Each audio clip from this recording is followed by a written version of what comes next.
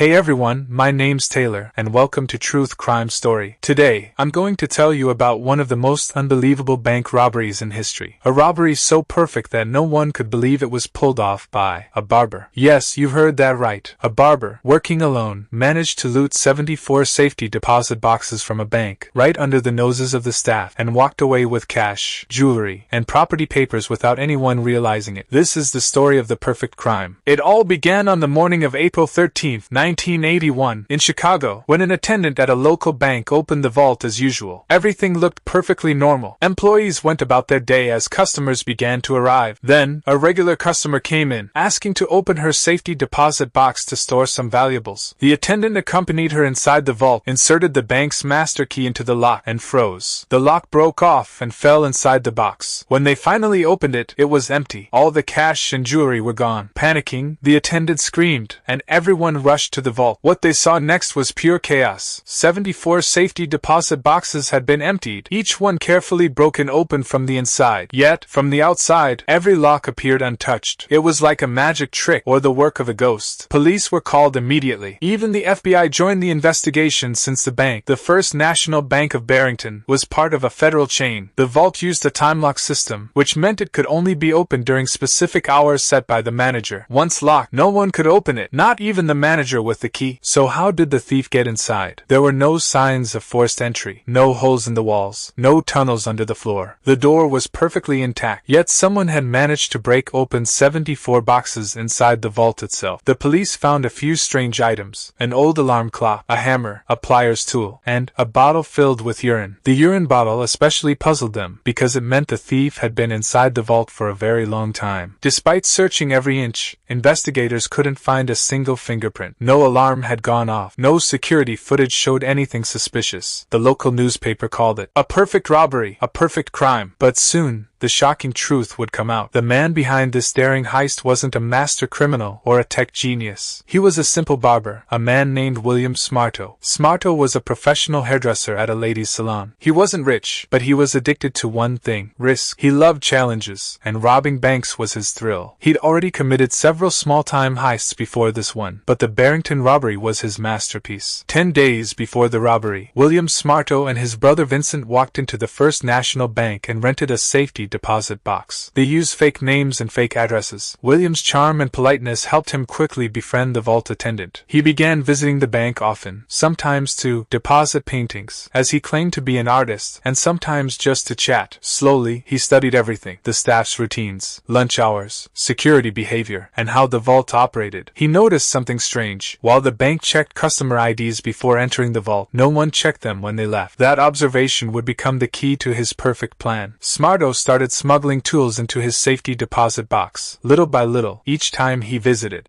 he brought hammers, screwdrivers, drills, torches, all hidden inside a bag. When the vault attendant left him alone, he'd stash the tools in his deposit box. Over time, his box became a mini workshop, but some of the larger tools wouldn't fit, so he hid them above the false ceiling of the vault, an old, damaged part of the ceiling that no one ever checked. He also noticed that the bank's alarm system was connected to vibration sensors. If someone drilled through the wall or floor, it would go off. But what if he didn't touch the walls or floor at all? Still, Smarto wanted to be sure the alarms wouldn't trigger. So one night, he planted an alarm clock inside the vault's false ceiling and set it to ring at 3 a.m. When the alarm went off, the bank's security alarms also blared. Police rushed to the scene, found nothing unusual, and left. Smarto had just confirmed where all the hidden sensors were. The next night, he disabled the alarm system completely. He tested it again with another alarm clock at 3 a.m. This time, silence. No police, no sound. The vault was now his playground. On Saturday, April 11th, 1981, Smarto arrived at the bank early. He told the attendant he needed to put some items in his deposit box. She opened the vault, let him in, and, as usual, left him alone for privacy. This was his moment. Instead of leaving, Smarto climbed on top of the rows of deposit boxes and squeezed into the narrow space between the back wall and the cabinet, a dark, hidden gap no one could see. When the attendant came back, she didn't notice anything unusual. Thinking Smarto had already left, she locked the vault, setting the time lock until Monday morning. Now Smarto was locked inside the vault, completely alone, for the entire weekend.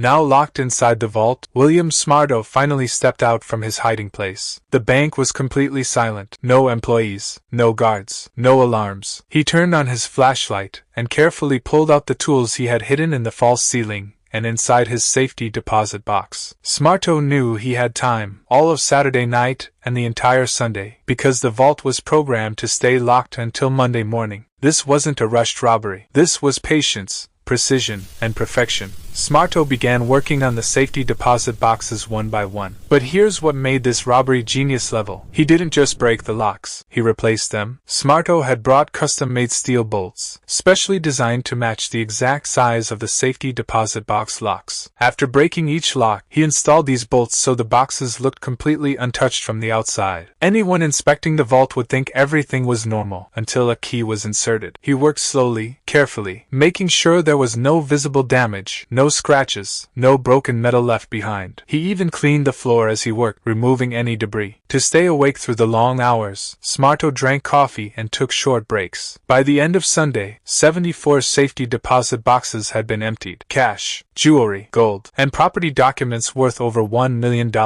Once the robbery was complete, Smarto reinstalled every box and hid all his tools back in the false ceiling. Then he did something incredibly risky. He climbed back into the narrow hidden space between the deposit box cabinets and waited again. He even placed a small piece of glass in a position where he could see the vault entrance without being noticed. All he needed now was the right moment to escape. On Monday morning, April 13, 1981, the bank opened as usual. The vault attendant entered, unlocked the vault, and inspected the area. Everything looked perfectly normal. Moments later, a customer asked to access her safety deposit box, the same moment that would expose the crime. As the attendant stepped outside the vault to give the customer privacy, Smarto quietly emerged from his hiding place. He was wearing construction worker clothes, because construction work was already happening inside the bank. Carrying bags filled with stolen valuables, he calmly walked past bank employees and exited the building. No one stopped him. No one questioned him. Outside, his brother Vincent was waiting in a car. They loaded the bags into the trunk and disappeared. The perfect crime was complete. Minutes later, the vault attendant returned, and the nightmare began. When the lock of the safety deposit box broke and fell inside, panic spread through the bank. Police were called immediately. The FBI joined the case. Forensic teams searched every inch of the vault, but there were no fingerprints, no forced entry, no clear suspects. The strange items found inside, the alarm clock, tools, and the urine bottle, convinced investigators of one thing. This crime had been planned from the inside. Investigators developed a theory. Whoever committed the crime must have rented a safety deposit box. So police checked records of all 74 box holders. Most names were real addresses. But two names stood out. Fake identities, fake addresses. Police believed these two were the thieves. Sketches were made. Photos were distributed. Still, nothing. The case went cold. Newspapers continued calling it the perfect crime. 1 year later, in another Chicago area bank, something strange happened. A customer entered the restroom, and suddenly, part of the false ceiling collapsed on his head. When he looked up, he felt movement above him.